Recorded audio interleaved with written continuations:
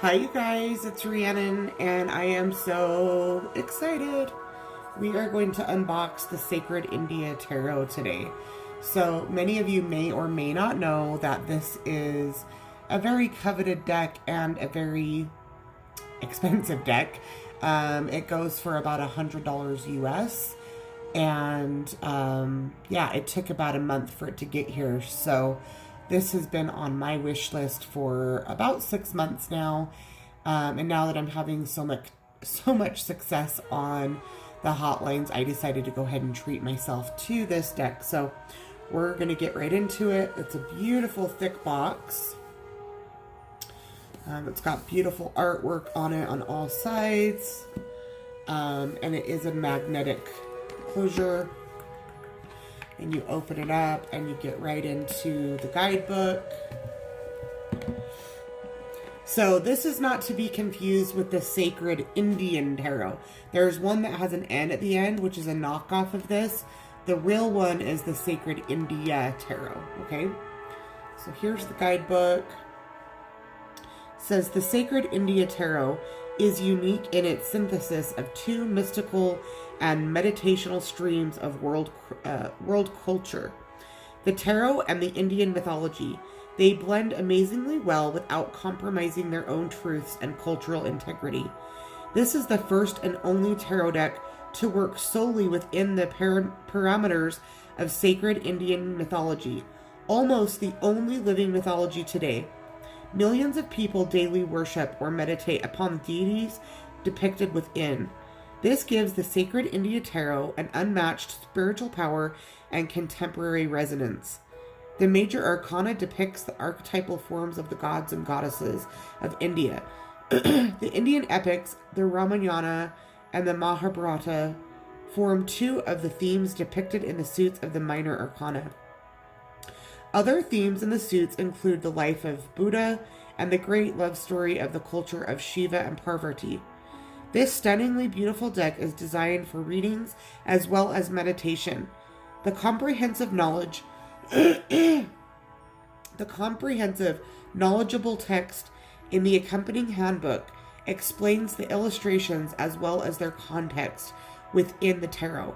It provides insights on various aspects of the tarot, Indian mythology, card meanings, doing readings, and also includes unique spreads on Indian symbolism. So yeah, this is the book, black and white. It does have a little black and white image of each card. So that's exciting. This is just like a little card that came, which I like to use as little bookmarks, so that's nice. And it says, Dattatreya encompasses the trinity of Brahma, Vishnu, and Shiva. In the Nath tradition, Dattatreya, which I'm not sure if I'm pronouncing that correctly. But anyway, there's that. And then the cards came in a traditional little box. This is like the traditional playing card size. Look how gorgeous this box is, though, you guys. So I really am going to take the time to go through and count all my cards to make sure that I'm not missing any, because when you're spending $100 on a deck, you really want to make sure that everything is here. But let's see what the box says here again. It says the Sacred India Tarot reflects the universality and robustness of India's spiritual and mystical traditions. The very fact that millions of people daily worship or meditate upon the deities depicted within give it a spiritual power. It kind of basically says the same thing that the box said. So let's go ahead and open it. I'm so excited. Oh my goodness. Okay, make sure I get them all out.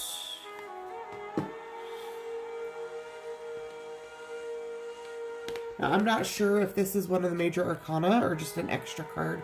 It says Blessings of Ganesh.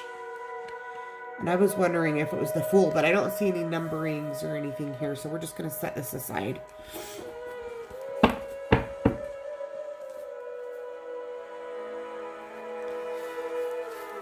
I don't know if it starts with the major. It looks like it's not really in order as far as major arcana to minor. It looks like it's mixed up. Excuse me, you guys. I'm so sorry. Allergies are out of control. It's been raining nonstop. It's raining again this morning. So the first card out of the deck is the Knight of Arrows. And then it also lets you know that the arrows is the same thing as the swords. This is a depiction of Hanuman. So there's that. Queen of Arrows. King of Arrows. Here's the Fool card, which it looks like it's Shiva. So I'm going to actually set that down. I want to read their depiction of the Fool. And many of you may or may not know, I am always been pulled to Hindu mythology and their deities. I have a big, huge Ganesh on my wall. I have a Ganesha statue right here on my altar, my reading table that I always keep here. Yeah, he is my go-to deity. So let's start with major arcana.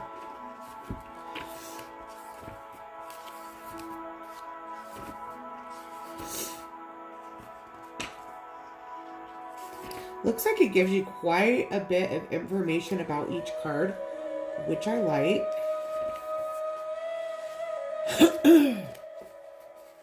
There's a big page here about the, it says the cards of spiritual transformation, which are the major arcana.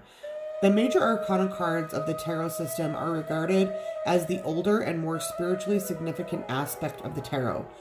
What is arcane is a mystery, a secret, not the sense of eternal concealment, but as a valuable transforming knowledge that the mentor confers upon the students only when they are ready for it. The major arcana thus bears more weight from a psychological and spiritual perspective. Their pattern of unfolding seems to mirror the normal passage of human life. These cards certainly resonate at a deeper psychological and spiritual level than the cards of the four minor suits. The major arcana cards depict imposing personages or events and are numbered from 1 to 21 with a free-floating card numbered 0. This might Provence the emergence of the tarot in European consciousness. None of the supposed ancient origins of the tarot cultures possessed the concept of 0. That followed the returning crusaders and the knowledge they carried back of the Hindu invention of 0. So they're saying that the Hindu culture basically invented the concept of 0. Okay, so we're going to get into, this is called the Grace card. So this Hindu card, they're calling it the Grace card, or what did I just say, Hindu? This Ganesh card. And it's called the A card, you can see here. And it says, the suit is of Akasha or space. And the mantra, of course, for Ganesh is Om Gam Garnapataye Namaha. So that's cool that there's like this extra little major arcana card here. So I actually, it sounds like you do use this in readings and it gives you a lot of information on that. But then the 0 or the wild card or the Fool is Shiva, okay? So it says Ruda Shiva. It says the aloof Vedic god Ruda, who metamorphosed into Shiva, is an untamed, irrepressible energy, dementedly carrying all creation before him. Ruda means the howler, and he is a glorious outsider even in India's distinctive pantheon. Ruda Shiva is both a personification of the Vedic order as well as transcendent of it, paradoxically deploying chaos energy to accomplish worthy and creative events. The 4 dogs represent the 4 Vedas and the Ruda's role as the Mirgesha. lord of the animals, and as such, humans too. The vast Himalayan backdrop is the terrain of awareness gained through personal struggle. His earth-shaking dance is the exuberance of vital consciousness which permeates creation. His weapons symbolize his cosmic functions. In his upper left hand are the fires of destruction and creation.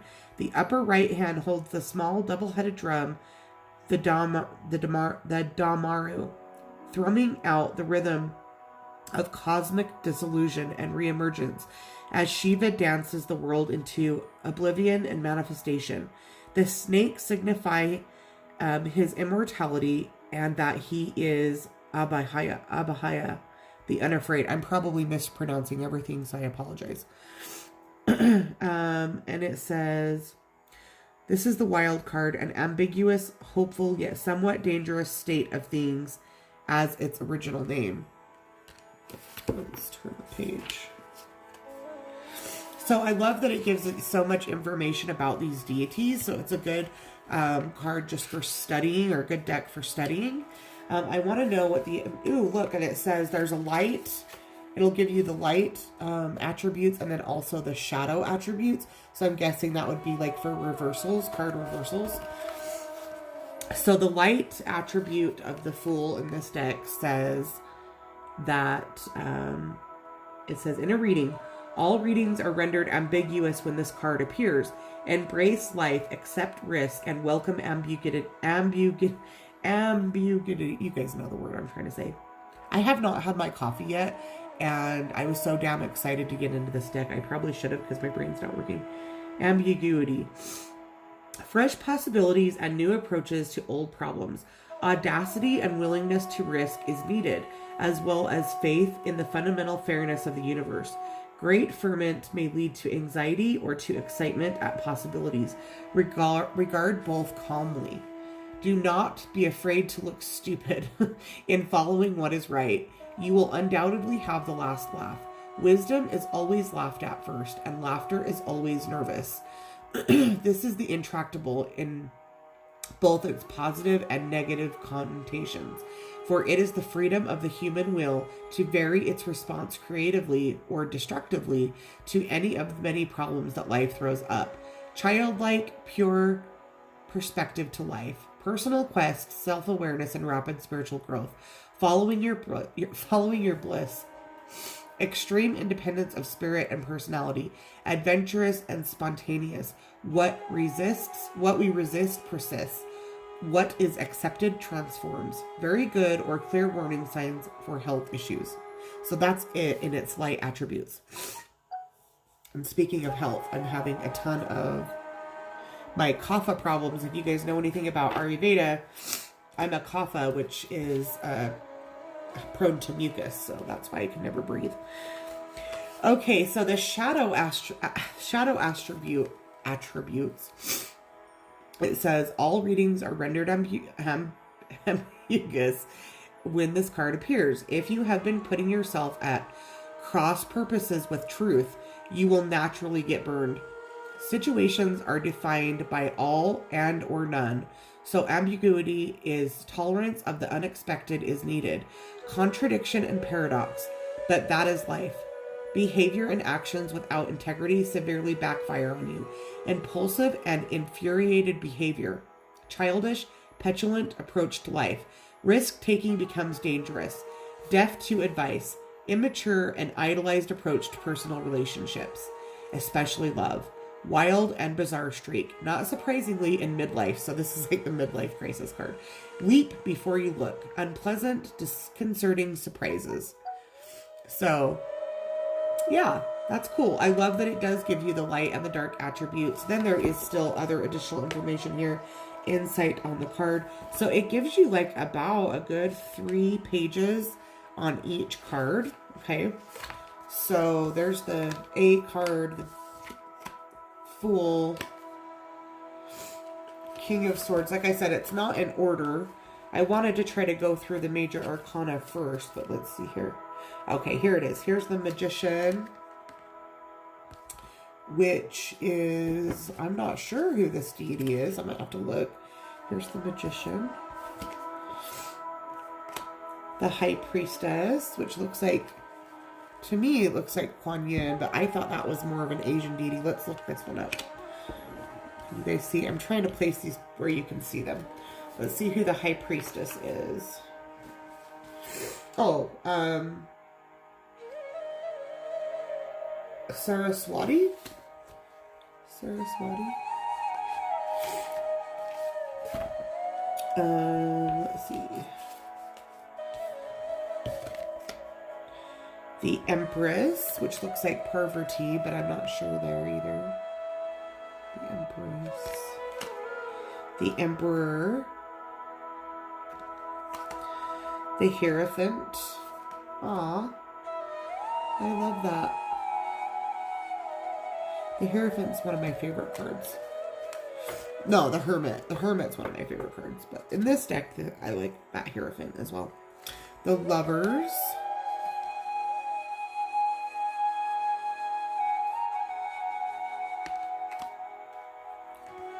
The Chariot, which looks like Krishna.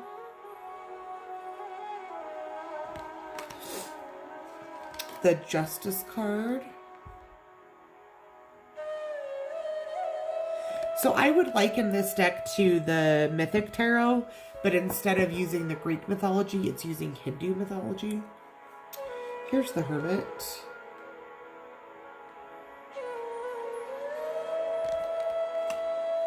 The Wheel, which would be similar to the Chariot. Or no, sorry, the Wheel of Fortune. The Wheel of Fortune. Strength.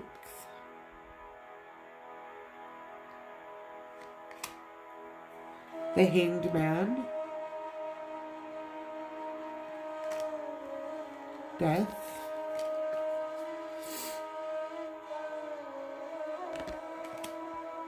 Whoa, there's a Death A and there's a Death B.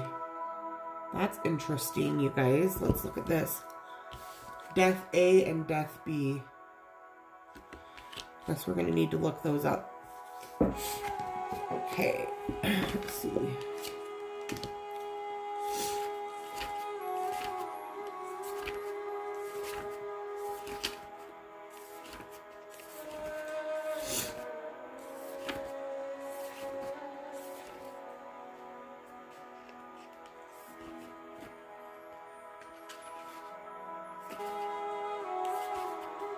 Death A is Yama. It says,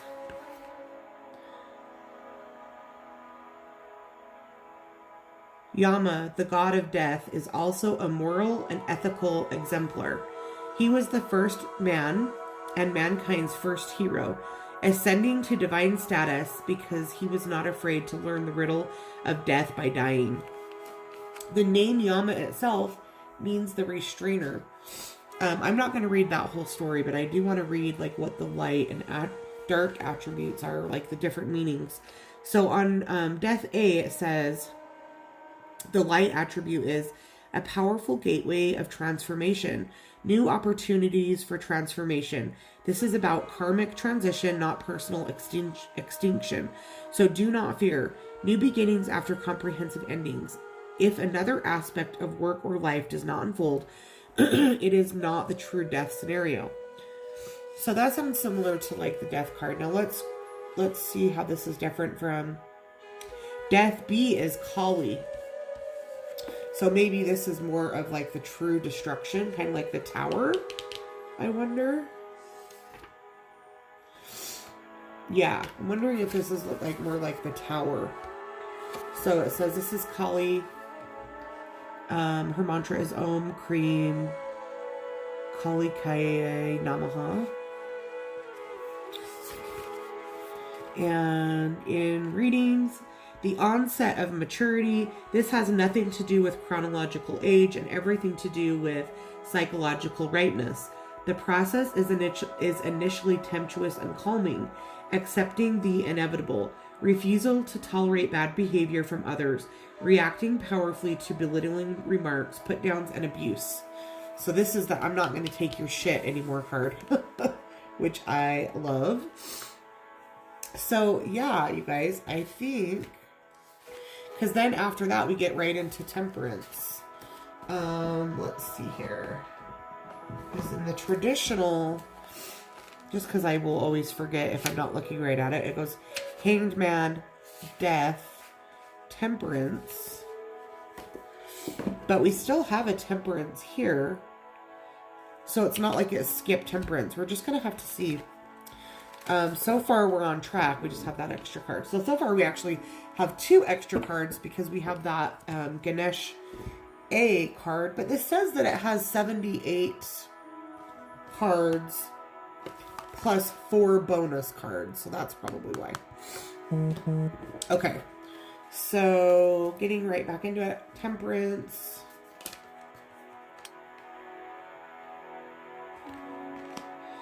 The Devil. The Tower. Interesting Tower.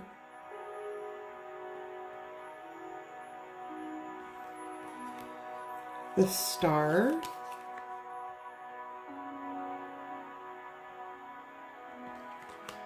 The Moon.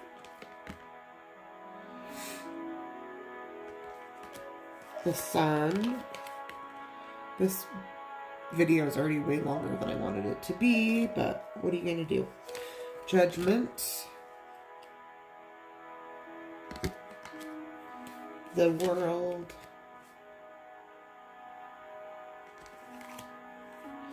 Whoa. The World A. And we also have the World B. So the World has 2 cards as well, you guys. Isn't that so cool? So A and B. And then Blessings of Babaji, which is also, I'm guessing, one of the extra cards. That's the 4 extra cards. Is the Ganesha, the Babaji, the World A and B, and Death A and B. Interesting. Okay, then we get into the Ace of Discs. 2 of Discs. 3 of Discs.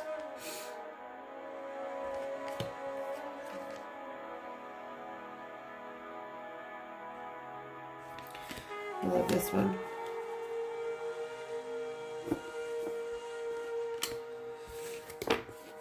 So yeah, just because I don't want this to be a half an hour long, I don't know if I'm going to show you everything. I'm going to kind of skip ahead a little bit.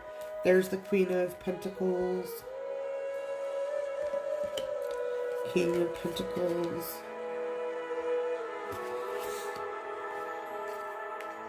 So the lotuses is what is the cups. I want to see the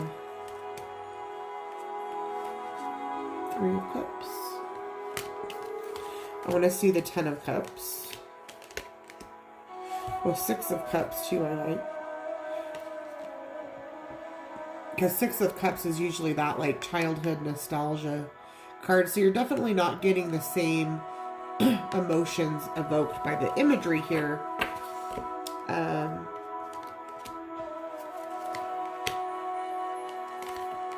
Here's the 10 of Cups.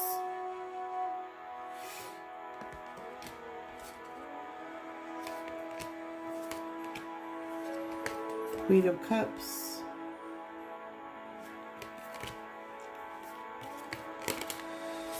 The staves are the wands.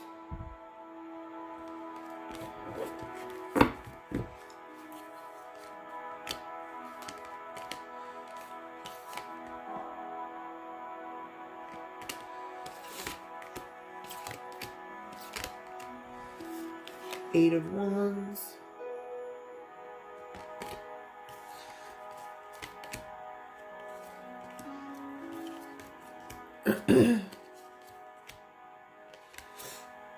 Queen of Wands.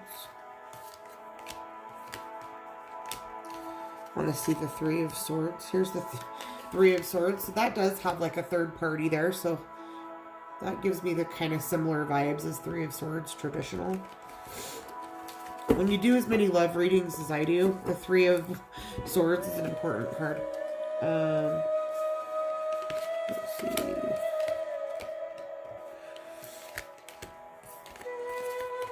Here's our 10 of Swords. So still like in the back, but this looks more purposeful. Like something that you're choosing to endure rather than it being done to you, which I guess is a really good way to look at the 10 of Swords for anybody, you know what I mean? I want to read that one. Let's read the 10 of Swords.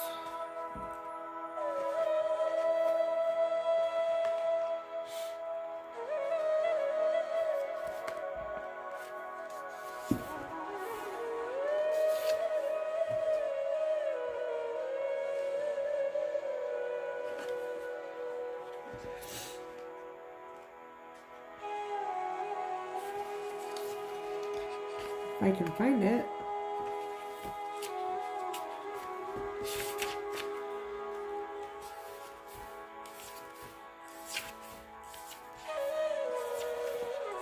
Ten of Arrows or 10 of Swords.